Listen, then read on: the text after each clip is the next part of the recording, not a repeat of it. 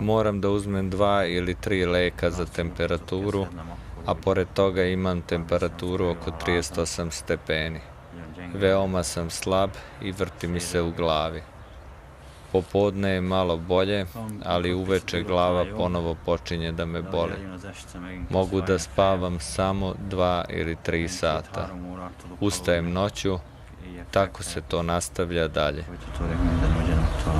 Čabino stanje se pogoršavalo iz sata u sat. Ubrzo je morala da pozove hitnu pomoć.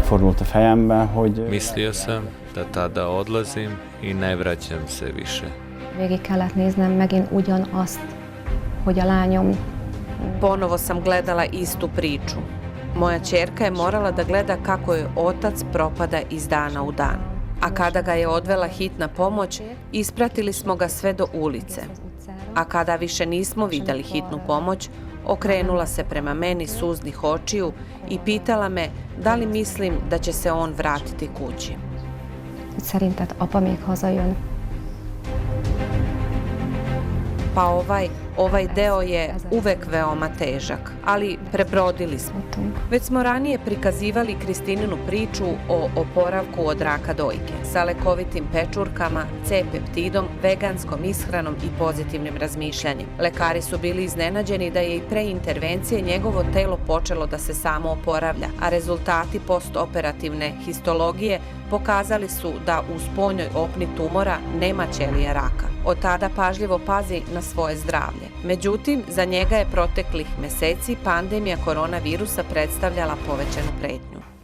I dalje verujem da ako je imunni sistem zdrav i snažan, a vi mislite pozitivno, ono što sam ispoljavala tokom čitave onkološke bolesti, u tom slučaju neću dati šansu da me toliko obuzme panika da se možda ne bih ni usudila da napustim svoju kuću. Naravno, bili smo oprezni i poštovali pravila.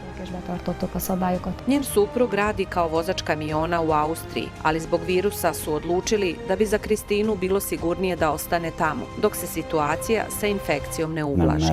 Nisam se usudio da se vratim i rekao sam da bih radije bio tamo 3 ili 4 mesece ako je potrebno. Budući da su u Austriji kao i u Slovačkoj imali vrlo teške zabrane, utvrđeno je ko može kuda ići, pa smo u prirodu odlazili samo vikendom. Vraćali smo se kući, ali uopšte nismo sreli druge ljude. Kada smo odlazili u radnju, nosili smo masku i rukavice i radili smo ponovo sledeće nedelje. I tako je bilo celog marta i aprila. Popustili su što se tiče prelaza granice i bio sam siguran da ne mogu biti zaražen. Bio sam siguran da ne mogu biti bolestan jer nikoga nisam sretao. Čak i da sam nekoga i sreo tokom svog rada, dok sam razgovarao sa čovekom, bili smo udaljeni oko 2 do 3 metra. Kristina je takođe mislila da je vreme da se vratim kući nakon 2 meseca.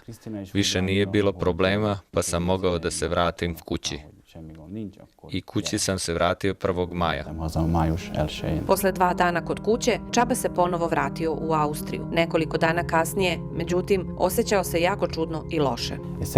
Razgovarao sam sa Kristinom putem telefona u sredu popodne i rekla je da je boli glava. Rekao sam joj da je oko podneva i mene počela da boli glava. Mislio sam da mora biti vreme jer je dolazio front. Radio sam po ceo dan. Radio sam oko 12-15 sati dnevno, a kad sam legao, drhtao sam toliko da sam jedva mogao da spavam. Legao sam u krevet, pojačao grejanje na 25 stepeni i drhtao sam, osjećao sam se užasno. Bio sam budan u zoru, mokar, bilo mi je hladno i znojao sam se. Započeo sam svoj dan i ujutro krenuo na posao i naravno uzimao sam lekove za temperaturu. Uveče sam večerao i istuširao se, a noću se sve nastavilo na isti način kao i pre. Drhtao sam i znojao se. Mogao sam da spavam samo nekoliko sati. Mislio sam da sam se prehladio zbog klima uređaja. To je ono što sam sumnjao. Pojavio se blagi kašalj. Radio sam u četvrtak i petak. Došao sam kući u petak i noću znojao sam se i opet mi je bilo hladno. Bio je slab. Po njegovom licu i držanju videlo se da je potpuno iscrpljen od bolesti. Za ovih 18 godina, otkako smo se venčali, nikada ga nisam videla u tako lošem stanju. Imao sam neku vrstu kašlja da se nisam usudio previše zakašljati zbog jakog pritiska u glavi. U glavi mi je pulsiralo, kao da će mi se mozak istrgnuti. Ne znam ni da opišem kako je bilo. Bilo je vrlo loše. Disanje mi je bilo dobro, temperatura mi je bila opadala. Mislim da nikada ranije nisam imao sličnu vrstu slabosti. Bilo je to kao da se tlo miče ispod mene. Čak i dok sam ležao, jedva sam mogao da podignem ruke. Osjećao sam se zaista loše. Pozvali smo hitnu pomoć i onda sam rekao Kristini šta treba da radi ako se ne vratim. Stvari oko automobila, novca, računa u banci, sve sam joj to jasno objasnio. Palo mi je na pamet da možda odlazim i ne vraćam se, pa to je bilo teško. Jednostavno sam znala da će ozdraviti, jer sam mu dala svoj C-peptid. Otišao je u bolnicu, uzeo je sa sobom moj C-peptid i rekla sam mu da ga koristi. I on ga je tada prvi put koristio. Hitna pomoć ga je odvela u bolnicu, gde je Čaba smešten u odvojenu crvenu zonu. Toga dana su mu izvadili krv, a sutradan mu je uzet uzorak sekreta iz grla. Kristina ima ovaj zdravstveni problem. Koristi C-peptid više od godinu dana, a zatim mi ga je pozajmila. Od nedelje sam počeo da prskam po jednom u svaku nozdrvu. Nosio sam ga sa sobom u bolnicu. Uzorci su mi uzeti u ponedeljak i nakon toga sam prskao 3 puta dnevno u obe nozdrve. Napravili su rentgen pluća, zatim su ga analizirali i rekli da imam obostranu upalu pluća. Dobio sam 2 vrste antibiotika. U ponedeljak popodne sam primetio da više nemam temperaturu. Počelo je da mi biva bolje. Još uvek sam kašljao, ali mogao sam mirnije da spavam. Kako su dani prolazili, iz dana u dan mi je postajalo bolje. Bivalo mi je sve bolje. Lekari su bili iznenađeni koliko je brzo napredovao. Želeli su da ga zadrže još najmanje nedelju dana, pa je Čaba počeo da se savetuje sa lekarom. Dogovorili su se da će biti pušten ukoliko se pokaže poboljšanje na novom rentgenskom snimku pluća. Prskao sam C-peptid svakodnevno. U petak smo išli na rentgen pluća. Rezultati su se vratili i glavni lekar je rekao da je ovo prilično dobar rezultat. Pitao me je kako sam. Rekao sam da sam već sasvim dobro, još uvek imam mali kašalj, ali osjećao sam se mnogo bolje. Apetit mi je bio dobar. Osjećao sam se dobro. Kada su se vratili prvi rezultati testa krvi, lekar je rekao da su moji nivoi upale strahovito visoki. Telefonom mi je rekao da je njegov nivo CRP-a veoma visok. Bilo je 267, što znači izuzetno visok nivo upale u telu. 5 dana kasnije, kada mi je mužu urađena još jedna krvna slika, nivo upale je pao na 83. Imao je obostranu lobularnu upalu pluća u kojoj su pluća ne samo bila upaljena, već su na njima bile mrlje, a srce mu je bilo malo uvećano. To je pokazao rentgen. CRP ili C-reaktivni protein je protein koji nastaje u jetri, koji se vezuje za površinske molekule mikroorganizama, bakterije, virusa, gljivica i parazita. Merenje CRP-a je priznata metoda kontrole upalnih procesa. Njegova normalna koncentracija u krvi je ispod 5 mg po litru. Prema jednoj šangajskoj medicinskoj studiji, CRP može biti dragocen pokazatelj u predviđanju pogoršanja stanja kod odraslih pacijenata sa COVID-19 u manje ozbiljnom stanju ove bolesti. Ova studija je postavila optimalni prag na 26,9 mg po litru. Lekar je također zapitao kako sam samo za nekoliko dana mogao da se oporavim tako dobro nakon tog vrlo lošeg stanja. Na kraju u petak su me pustili kući, mada sam još uvek kašljao, ali me je Kristina, hvala Bogu, čekala sa sirupom od zove. Možda sam malo kašljao u nedelju, ali nakon toga do ponedeljka su mi skoro svi simptomi nestali.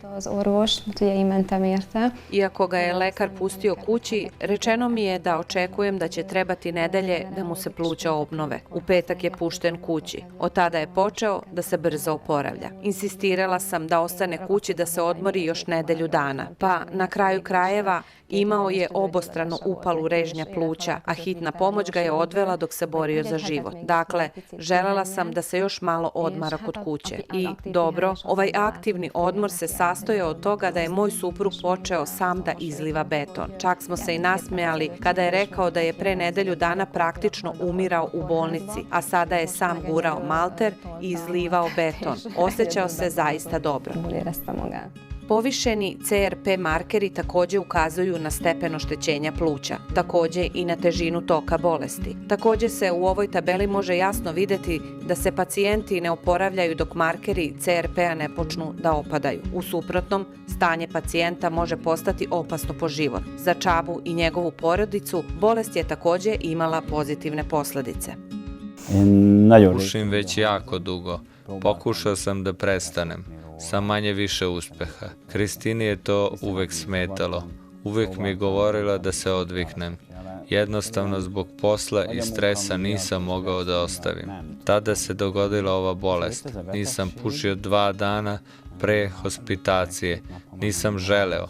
Tada sam počeo da prskam C-peptid i oporavio sam se za skoro nedelju dana. Došao sam kući iz bolnice, kod kuće sam obavio neke poslove u bašti, očistili smo ribnjak, zasadili nove lokvanje, proširili terasu i shvatio da mi cigarete uopšte nisu nedostajale.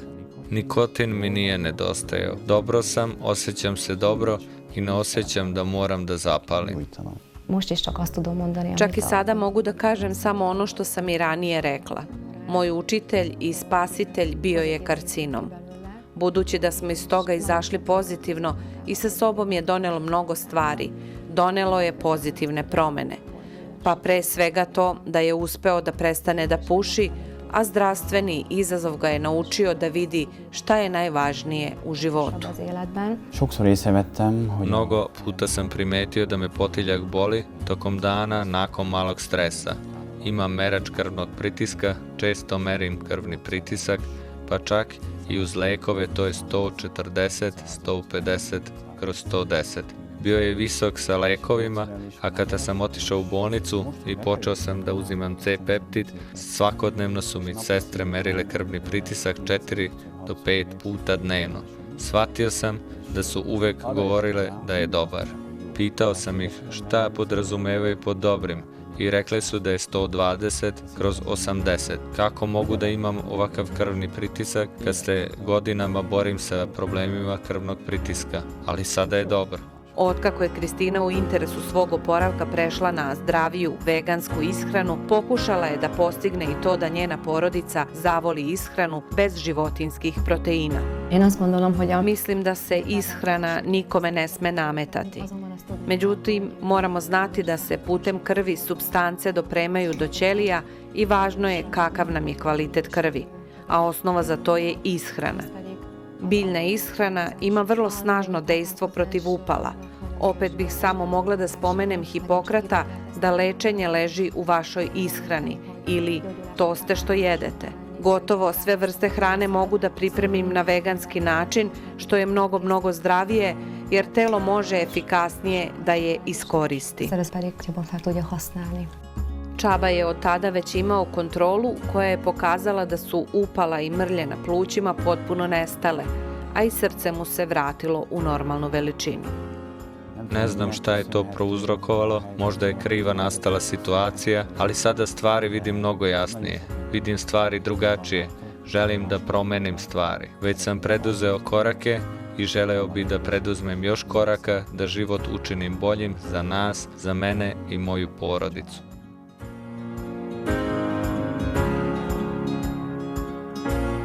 Informacije objavljene na ovoj web stranici nisu ispitane od strane Zavoda za kontrolu hrane i lekova ili bilo koje druge zdravstvene komisije. Ne nameravamo da postavimo dijagnozu, vršimo tretman, lečimo ili da sprečimo bilo koju bolest. Informacije podeljene na ovoj web stranici služe isključivo u obrazovne svrhe. Uvek se posavetujte sa lekarom, posebno ako ste trudni, dojite, uzimate lekove ili imate postojeću bolest.